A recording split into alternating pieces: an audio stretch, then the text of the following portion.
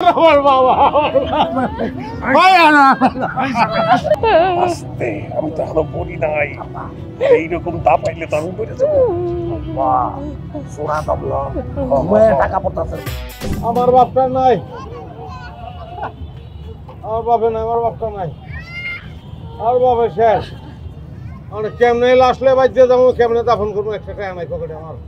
আমি কি দেখো বাবা, পেটটা চেপে রাখেন।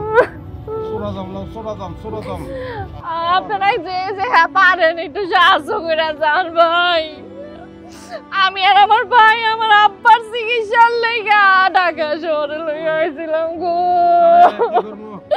চিকিৎসার আগে আমার বাবা মইরা গেছে গা। ও লাশটা লইয়া যাওয়ার টাকা নাই, যে যেমনে পারেন একটু সাহায্য করেন গো। ও আব্বা ভাই আমি 500 টাকা দিলাম ভাই। আরে তোমার কইছিলাম ভাই আপনারা যা পারেন দেন দেন। আপনি মানুষ না ভাই, আপনি মহামানুষ। তোমার কইছিলাম না, হ্যাঁ দেখছো দেখছো বউ, মানুষটা কত ভালো। সবার সামনে কইছি ভাই, বোন বউ কইতাছো কি লাগা।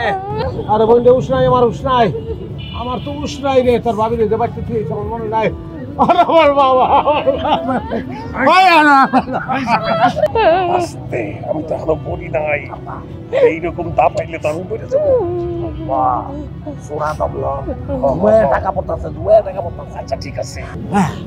আমার বাপ ভাই, আমার বাপে মরে আছে গা। হাতের সাহায্য করে লাশ নিয়ে বাঁচতে দেবো ভাই। ভাই কালকে আপনারা আমার রেস্টুরেন্টে গেছিলেন। হ্যাঁ আপনারাই তো, আমি তো কালকে আপনাকে চিনা ফেলাইছিলাম। হ্যাঁ এই কি সে জায়গায় কি কি কয় ভাই, লাশ বাবার বাপ মারা গেছে। আমরা এখন দৌড়বি, ঘুমায় দৌড় দেন। ঠিক আছে ঠিক আছে ঠিক আছে। তাহলে বাঁচবেন না, বুঝতে না পারেন। ওঠেন।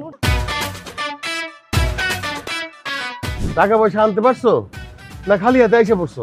আরে কি কোন আপনি, আমি আপনার জামাই না, আপনি ভিক্ষা করে দলন দিছেন, আর আমি টাকা পয়সা আনতে পারবো না, সব টাকা লই।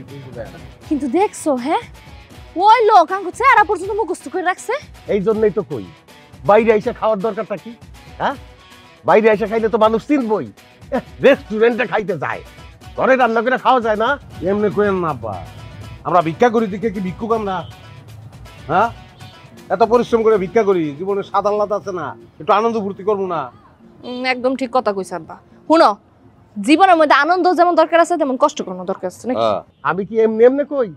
হ্যাঁ, মানুষ আজকাল ভিক্ষা দিতে চায় না, ভিক্ষা চাইলে কয় মাফ করেন, জান সরেন।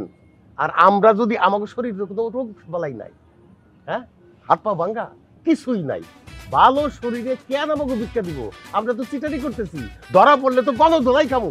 আব্বার কথাগুলো যুক্তি আছে, লেজ্জ কথা কইছে আব্বা।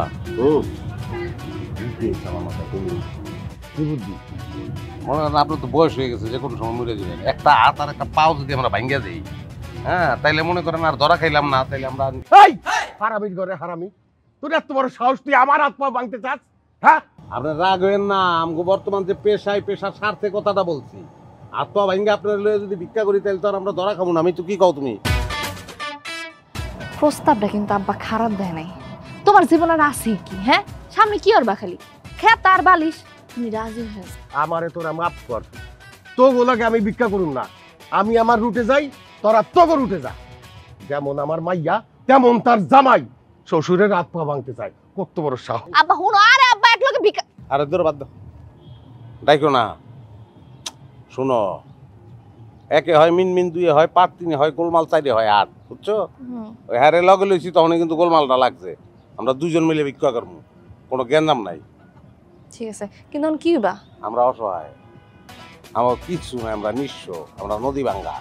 ভাত খাই না, স্টিন চাইতে না।